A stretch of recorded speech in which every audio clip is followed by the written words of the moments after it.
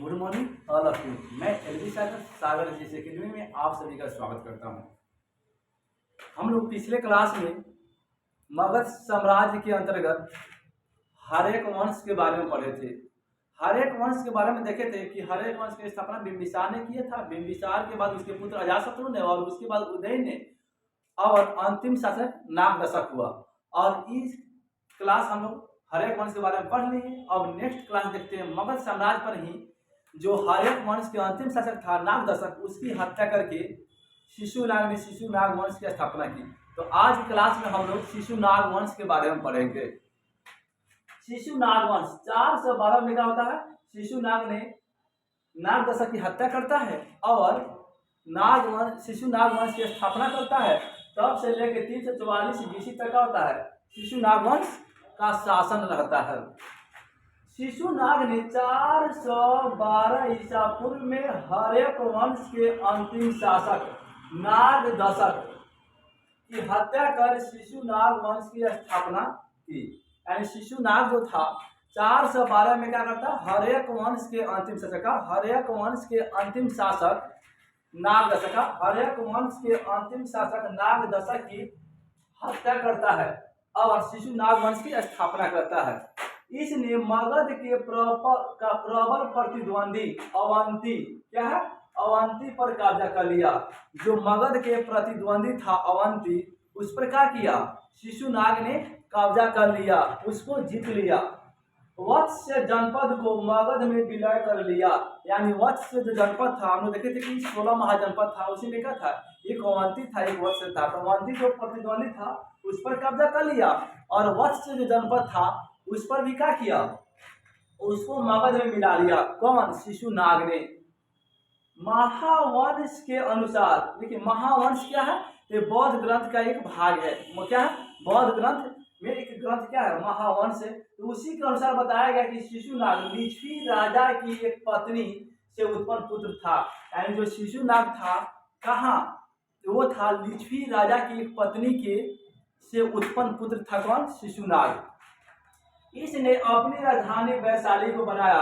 हम लोग देखते आए थे कि जो मगध साम्राज्य के अंतर्गत हर्यक वंश का भी शासन जो था, उसका राजधानी कहाँ था, तो गृहवर था। लेकिन शिशुनाग ने अपनी राजधानी कहाँ बनाया, वैशाली को बनाया। किसको बनाया, वैशाली को बनाया। 394 ईसा पूर्व में शिशुनाग की मृत्यु हो गई। कब, 394 ईसा पूर्व में शिशुनाग की क्या हो गया, मृत्यु हो गया। 394 ईसा पूर्व में शिशुनाग की मृत्यु हो गई। अब हम लोग शिशुनाग वंश के बाद कालाशोक के बारे में देखेंगे। यानी शिशुनाग जो था, शिशुनाग के बाद कौन शासक बना, 394 ईसा पूर्व में जब शिशुनाग की मृत्यु हो गया तो उसके बाद कालाशोक का हुआ, कालाशोक शासन किया। 394 से लेके 366 बीसी तक का हुआ यह शासक रहा कालाशोक। जब शिशुनाग की मृत्यु हो गया उसके बाद उसका पुत्र कालाशोक, यह शिशुनाग का पुत्र था। यानी जो कालाशोक था शिशुनाग का पुत्र था, जो शिशुनाग के मृत्यु के बाद मगध की गद्दी पर बैठा। यानी मगध के गद्दी पर कौन बैठा, शिशुनाग के बाद उसका पुत्र कालाशोक। यानी 394 ईसा पूर्व में जब शिशुनाग की मृत्यु हो गया तो उसका पुत्र कालाशोक मगध के गद्दी पर बैठा, यानी सम्राट बना। इसने अपनी राजधानी वैशाली से पाटलिपुत्र स्थानांतरित किया।